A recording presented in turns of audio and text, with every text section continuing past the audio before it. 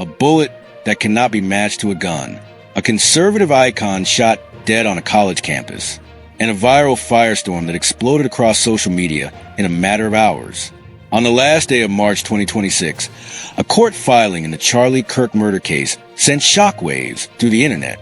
Tyler Robinson, the 22-year-old accused of assassinating the Turning Point USA founder last September, had his lawyers reveal something explosive.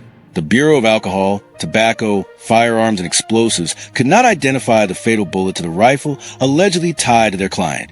Within hours, the internet did what the internet does. It ran.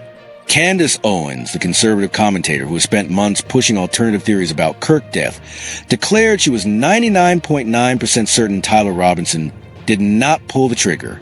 She called Robinson a patsy and accused federal authorities of constructing a misleading case.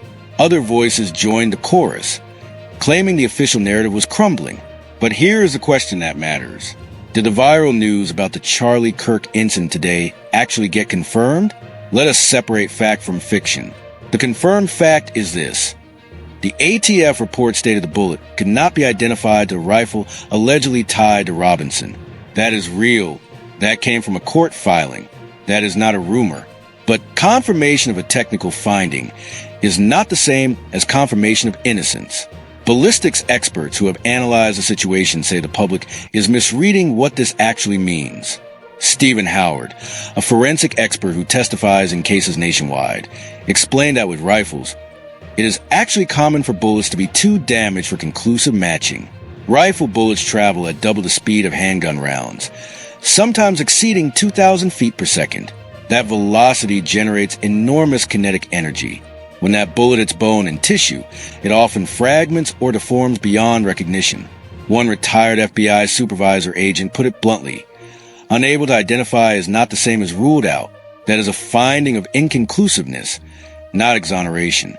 A former ATF special agent added that it is not uncommon for a round that traveled through a human body, especially if it went through bone structures, to leave very little left for examination. The bullet was doing exactly what it was designed to do. Transfer all its kinetic energy into the target. So what does this mean for the case against Tyler Robinson? The prosecution still has other evidence. DNA consistent with Robinson was found on the trigger of the rifle, on the fired cartridge casing, and on 2 unfired cartridges. The spent shell casing found at the scene did match the suspected murder weapon, and Robinson reportedly confessed to his father, who then contacted authorities. The defense is doing what any competent defense team would do. They are seizing on a technical detail to create reasonable doubt. They want the firearm evidence removed from the case, and they are using this ATF finding to push for that outcome. But the experts agree. This is not the bombshell that viral headlines are making out to be. It is a routine complication in a complex forensic case, one that judges and juries see all the time. So where does that leave the viral news? Partially confirmed, but also partially misunderstood. The ATF report is real. The bullet could not be conclusively matched. But that does not mean it did not come from Robinson rifle. It means forensic science has limits, especially when bullets tear through human bodies at supersonic speeds.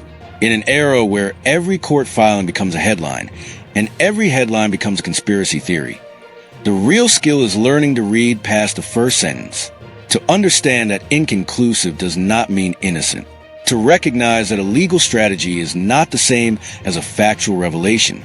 What happens next in the Charlie Kirk case will unfold in the courtroom, not on social media. Tyler Robinson is due back in court on April 17, where his defense team will argue to have cameras banned from the proceedings. The trial itself may not begin for months. Until then, the viral news will keep spreading. The hot takes will keep multiplying. But the facts, the actual verified facts, remain more narrow than the headlines suggest. So the next time you see a claim that seems too explosive to ignore, ask yourself one question. Am I reading the actual document, or am I reading someone's interpretation of it? Because in a world where court filings go viral, the difference between inconclusive and exonerated is the difference between understanding the case and being played by it. Charlie Kirk death was a tragedy that shook the country. His family deserves justice. And that justice will come from evidence, not from internet speculation dressed up as revelation.